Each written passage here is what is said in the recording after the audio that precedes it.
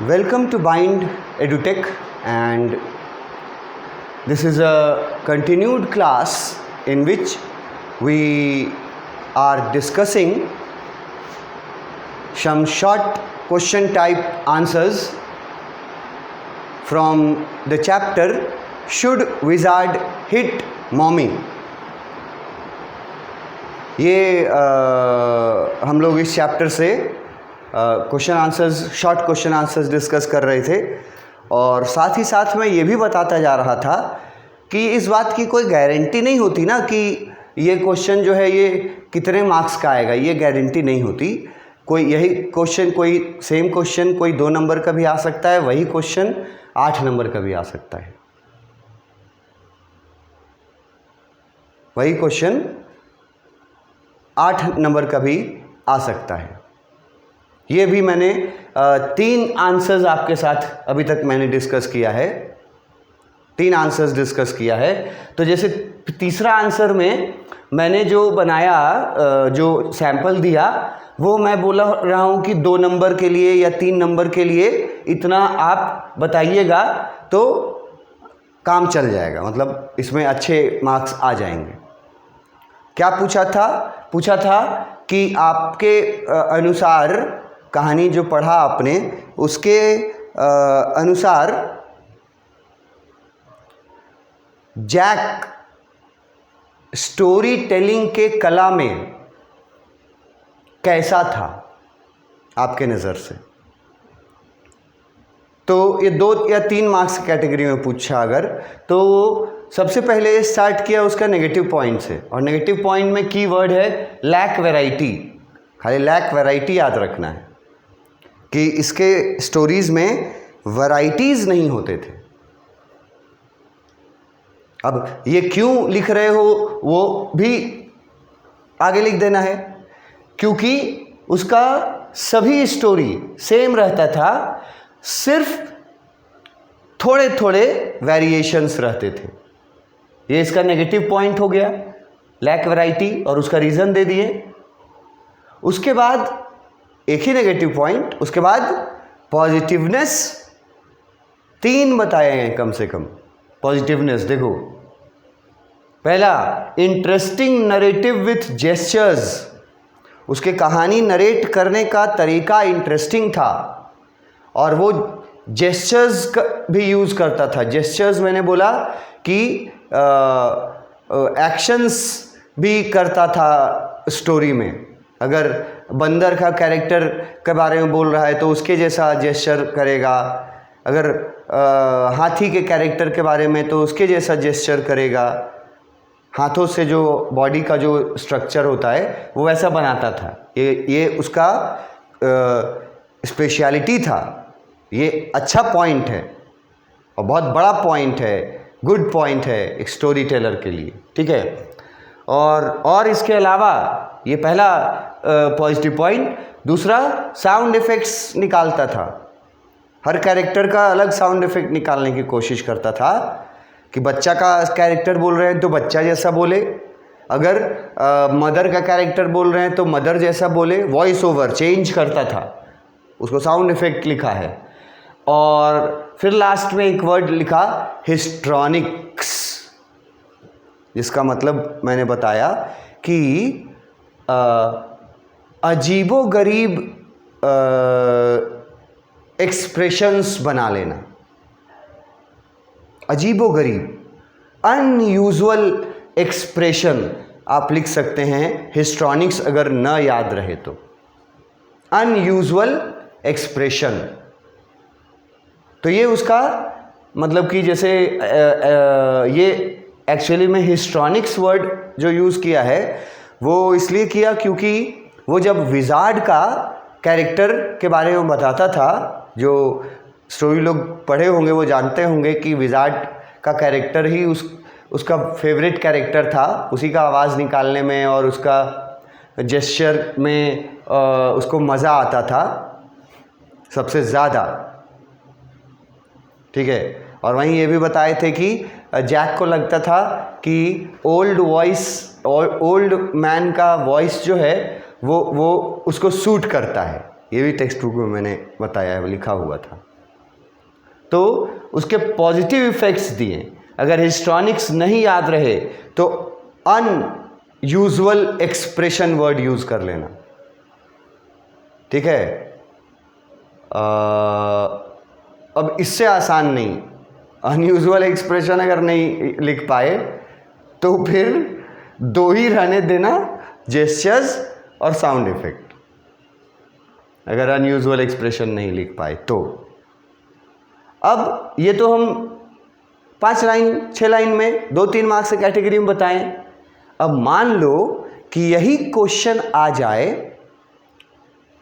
6 number में, 6 number का category में आ सकता है ये क्वेश्चन, 6 नंबर की कैटेगरी बिल्कुल आ सकता है।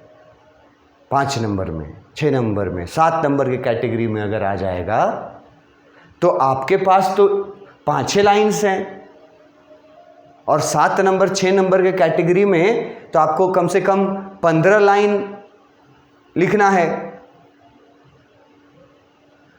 तो जैसे ऊपर वाले हम आंसर में ये बताए थे कि आपको अगर ये क्वेश्चन 2 मार्क्स के लिए ही सिर्फ पूछ दे तो आपको कुछ सेंटेंसेस को, कुछ बातों को, 4 सेंटेंसेस को आपको हटाना होगा, और ये आपकी एबिलिटी है कि आप किन को हटाते हैं और कैसे हटाते हैं। तो उसी का जस्ट रिवर्स करेंगे ऐसे कंडीशन में जब मैंने 2 और 3 मार्क्स का वर्ड लिमिट के अनुसार मैंने आंसर दिया है, और कहीं यही क्वेश्चन जो है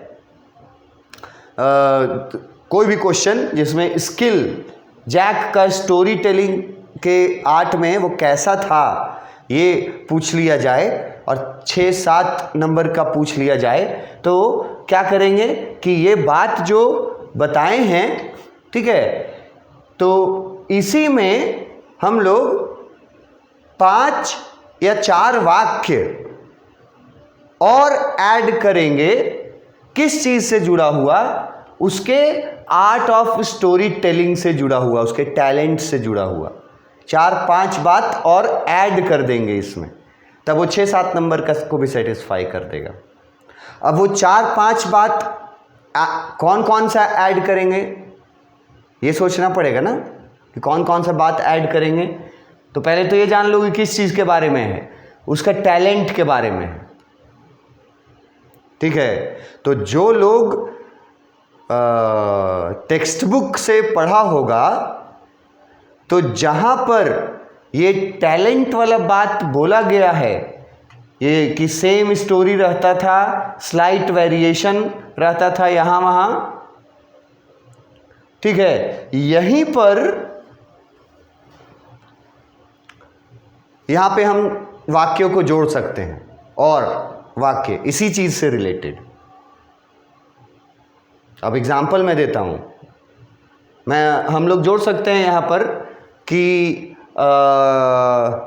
जैक जो था वो ये जो लिखा है कि स्लाइट वेरिएशन था, तो उसके बारे में लिख देना है, इसमें ऐड कर देंगे कि स्लाइट वेरिएशन यही करता था कि हर बार एक लिटिल क्रिएचर लाता था, उसका नाम हर बार रॉजर रखता था, हर बार रॉजर को प्रॉब्लम होता था, हर बार रॉजर जाता था वाइज आउल के पास, हर बार वाइज आउल उसको भेज देता था रॉजर को विजार्ड के पास, हर बार विजार्ड अपने जादुई शक्ति से उसका प्रॉब्लम सॉल्व कर देता था, हर बार विजार्ड पैसा मांगता था जो कि कम पड़ जाते थे, और हर बार विजार्ड कम जितने पैसे पड़े हैं वो उनको पाने का तरीका भी साथ में बता देता था रॉजर को, और इस तरह से रॉजर का परेशानी दूर हो जाता था, वो हैप्पीली खुश रहता था, दोस्तों के साथ खेलता था,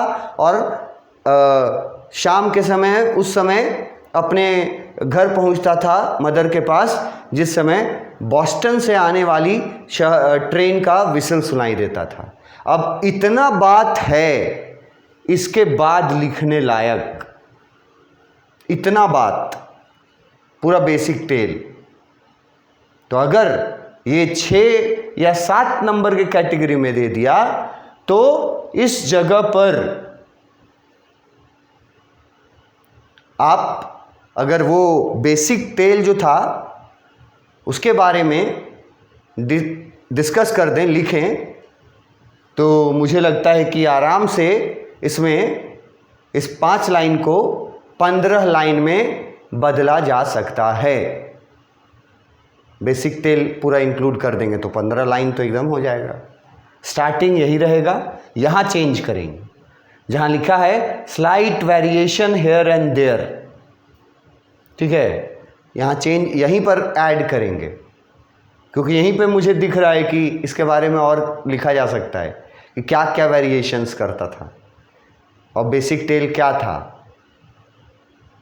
तो यहाँ पे लिख दोगे, अगर 10 लाइन का एडिशन कर दोगे, अगर जानोगे बेसिक टेल और उसके बारे में जो बातें हैं, तो वहाँ ऐड कर दोगे और फिर ये बात लिख करके एंड करोगे, तो आपको 7, 6 जिस कैटेगरी का भी रहेगा उस कैटेगरी के लायक अच्छे मार्क्स मिलेंगे।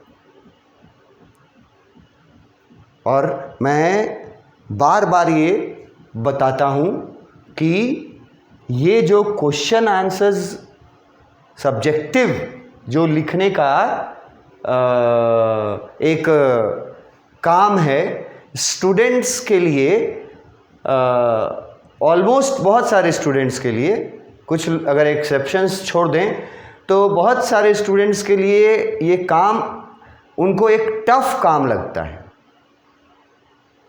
मैक्सिमम स्टूडेंट्स को क्वेश्चन आंसर्स, कहानी सुन लिया लेकिन क्वेश्चन आंसर से उसको डर लगता है कि क्या क्वेश्चन पूछ देगा एग्जाम में, हमको पता नहीं आएगा कि नहीं आएगा, क्या लिखेंगे।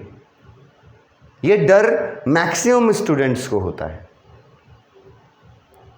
तो ये डर रहे ही नहीं, जड़ ही इसको हटा दिया जाए, जिसका तरीका जो मैंने बताया कि line by line, word by word, meanings, keywords, ये सब अगर आप देखते हैं, समझते हैं एक्सप्लेनेशन में, वीडियो लेक्चर्स में, तो आपको ये टेंशन नहीं रहेगा कि कोई क्वेश्चन 2 मार्क्स का पूछ देगा तब क्या करेंगे, वही क्वेश्चन 10 नंबर का पूछ देगा तब क्या करेंगे।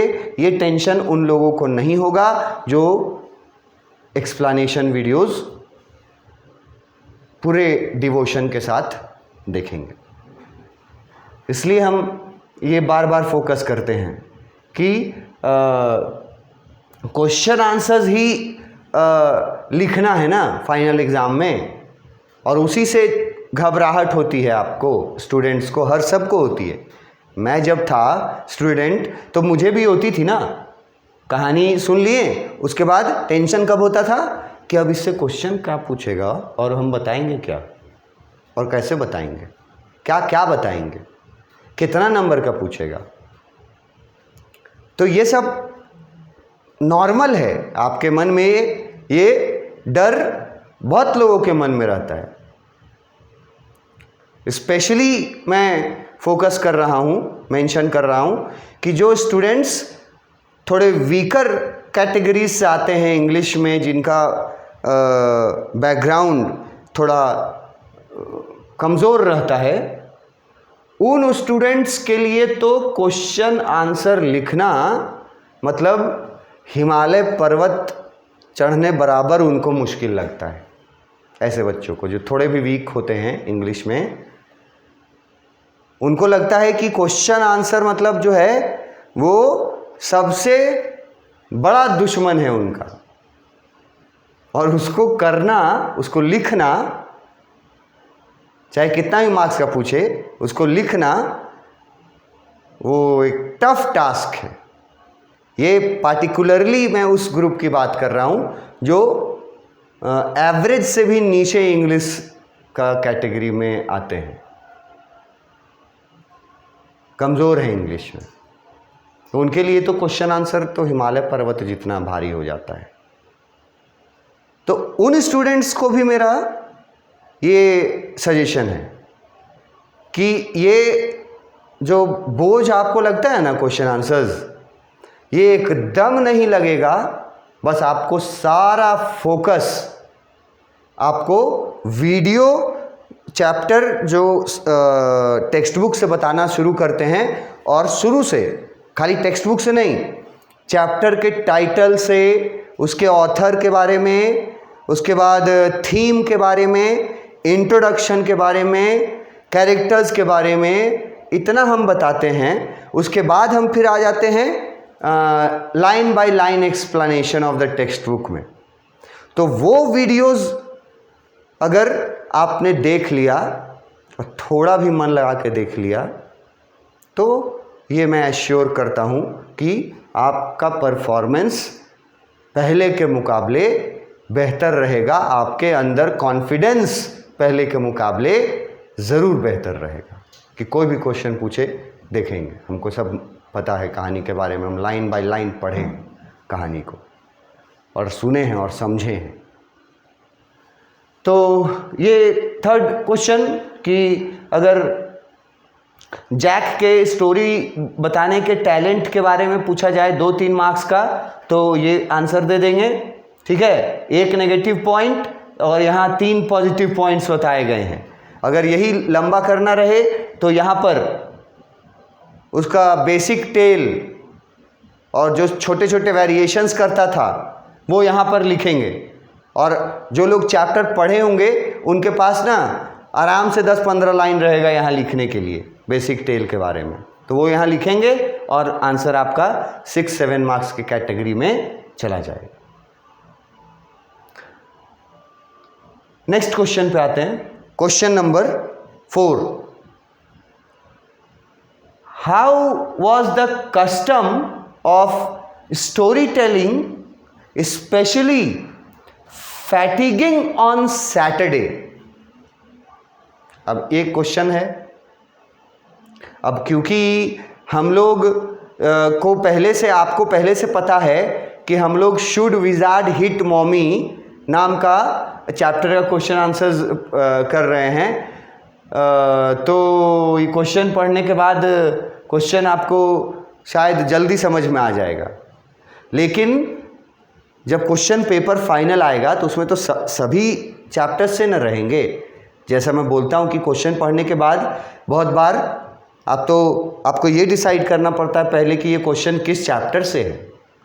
अब इस क्वेश्चन को अगर कोई पढ़ेगा, ठीक है, how was the custom of story telling specially fatiguing on Saturday, तो जो स्टूडेंट कहानी पढ़ा रहेगा वो कस्टम वर्ड और स्टोरी टेलिंग वर्ड, ये दोनों वर्ड को पढ़ते के साथ समझ जाएगा कि ये कहानी की, ये क्वेश्चन किस कहानी से है, शुड विजार्ड हिट मॉमी से है, वो पहचान जाएगा यहीं। और उसके बाद जो स्टूडेंट टेक्स्ट बाय टेक्स्ट देखे होंगे उनको ये फैटिगिंग वर्ड का मीनिंग पता चलेगा रहेगा, जो देखे होंगे। और जो नहीं देखे होंगे, एस्केप किए होंगे, वो फैटिगिंग का कोई मीनिंग नहीं निकाल पाएंगे अगर नहीं जानते हैं तो। सैटरडे समझेंगे लेकिन फैटिगिंग वर्ड का मीनिंग नहीं निकाल पाएगा जो टेक्स्ट बुक नहीं पढ़ा है। और क्वेश्चन यहां से समझ जाएगा।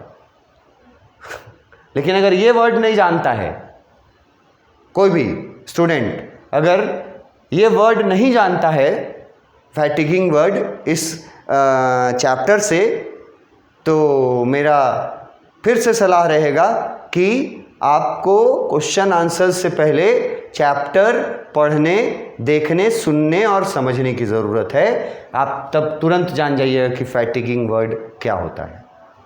मैंने बताया है एक्सप्लेनेशन में बहुत अच्छे से। देखो मैंने एक्सप्लेनेशन में कहाँ दिखाया था ये वर्ड, वो भी मैं आपको दिखाने की कोशिश करता हूँ। ये फैटिगिंग वर्ड जो आया है इस पर मैंने स्पेशल जोर दे करके और उसको बताया था। देखो ये जब मैं टेक्स्ट बुक डिस्क्राइब कर रहा था, टेक्स्ट बुक का पार्ट है ये, ठीक है, इसके ऊपर देखो ये एक्सप्लेनेशन इसके पहले वाला पार्ट का है, ये टेक्स्ट बुक का पार्ट फिर दूसरा आगे लिए तो यहाँ देखो कितना बड़ा वर्ड हम करके लिख दिए थे, फैटिगिंग, इतना बड़ा वर्ड लिखे थे और उसका मतलब क्या बताए थे, टायरिंग। और बोलचाल के भाषा में क्या समझाए थे, थकावट, मानसिक भी और शारीरिक भी, मन से भी थक जाना और शरीर से भी थक जाना, इसको फैटिगिंग बोलते हैं। तो ये मेरा बताया हुआ है। अब अगर आप ये वीडियो नहीं देखे हैं या आपने ये पार्ट पढ़ा ही नहीं है टेक्स्ट बुक में, तो आप फैटिगिंग का मतलब नहीं जानेंगे, और अगर मतलब नहीं जानेंगे तो आंसर क्या लिखेंगे और सही कैसे लिख पाएंगे, सवाल ही नहीं उठता है। इसलिए मैं बोलता हूं कि वीडियो लेक्चर्स जो एक्सप्लेनेशन वाला है, टेक्स्ट बुक का वर्ड बाय वर्ड, वो देख लोगे तो तुम्हारा बहुत हेल्प होगा, तुम अपने आप को अपग्रेडेड पाओगे। तो फैटिगिंग का मतलब है, बताए थे, टायरिंग एंड बोरिंग। और लिखा है कि ये जो कस्टम था ना स्टोरी टेलिंग का, ये कस्टम के बारे में हम लोग जो स्टोरी पढ़ा होगा वो जानता होगा कि कस्टम ऐसा था कि एवरी इवनिंग स्टोरी सुनाता था, और इवनिंग यहाँ शाम को नहीं बल्कि बेड टाइम को बोला गया है। तो बेड टाइम पे 4 साल की जो को स्टोरी सुनाने का कस्टम शुरू किया था 2 साल पहले उसका फादर जैक, ठीक है। अब 2 साल से ये कस्टम निभाते आ रहा है और उसके पास एक ही कहानी है, अपने मन से बनाया है वो, और उसी कहानी को वो थोड़ा थोड़ा बदल बदल के खाली नेक्स्ट कहानी 2 साल से बनाते आ रहा है, सोचो। तो टेक्स्ट बुक में लिखा हुआ था कि वो उसका दिमाग जो था, माइंड जो था, अब ब्लैंक हो गया था, एम्प्टी हो गया था जैक का माइंड, कि अब क्या कौन कहानी सुनाए अब इसको हम। पहला बात तो ये बताया था, और दूसरा कि स्पेशली सैटरडे को, अब जो स्टोरी सुने होंगे और जो पार्ट मैंने बताया अभी दिखाया था वहाँ अगर आप पढ़े होंगे तो स्पेशली सैटरडे वाला जो काम था ना स्टोरी टेलिंग का, वो सबसे ज़्यादा मुश्किल काम था।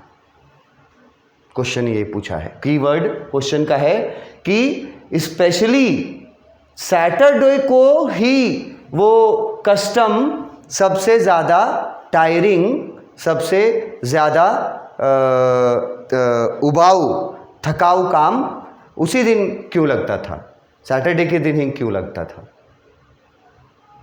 तो इसका जवाब कौन लोग दे पाएंगे? इसका जवाब वो लोग दे पाएंगे जो लोग पढ़े होंगे उस जगह को जो मैंने अभी दिखाया।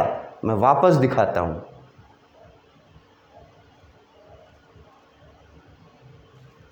ये देखो, ये जब मैं बता रहा था तो मैंने कारण एकदम स्पष्ट बताया कि स्पेशली उसको सैटरडे वाला जो कहानी था सुनाने का कस्टम, जो कि दिन में रहता था, डे टाइम वाला कस्टम था, नैप वर्ड यूज़ किया, तो वो टायरिंग होता था स्पेशली।